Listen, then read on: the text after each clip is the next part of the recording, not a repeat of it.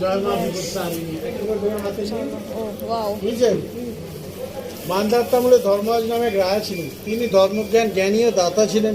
তার গুণবতী নামে এক রানী ছিল। রানী ধনী জাতি ধর্ম বিচার না করে সবার সঙ্গে অবধে মেলামেশা করতেন। এইরূপ মেলামেশা এক চামারে বোর সঙ্গে সই পাতে।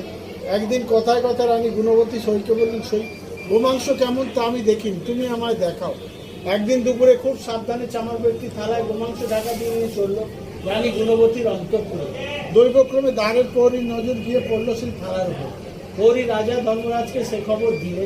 রাজা ধর্মরাজ রানীর মহলে গিয়ে জিজ্ঞাসা করল, সতী তোমার সই কি নিয়ে এসেছে তা আমাকে দেখাও। রানী গুণবতী তখন কাতরের মা বিবেতানীকে ডাকতে লাগলেন। জগৎ জননী মা দুর্গা মক্ষিকার বেশে রানী গুণবতীর কানের কাছে এসে বললে, ওরে তুই রাজাকে বলে তুই 13 ফল আছে। আমি মা বিভক্তায়নী দুর্গা, আমার দৃষ্টিতে ওই মাংস 13 ফলে পরিণত হয়েছে। যা রাজাকে ঢাকা খুলে দেখা। রানী গুণবতী তাড়াতাড়ি ভূমিসজ্জা থেকে উঠে রাজা ধর্মধ্বজকে বললেন, স্বামী পাত্রে 13 ফল আছে, দেখুন। রাজা ধর্মধ্বজ গোমাংসের বদলে 13 ফল দেখে আশ্চর্য স্নান করতে গেলেন এবং স্নান করে সে লক্ষ ব্রাহ্মণ ভোজন করেন। আর সেই থেকে প্রতি বছর অর্থাৎ শনি কিংবা মঙ্গলবার মা বৃহত্তানী ব্রত পালন করতে লাগলো। আর তাই দেখি দেশের মা বৃহত্তানী ব্রত। জয় মা বিপত্তারিণী।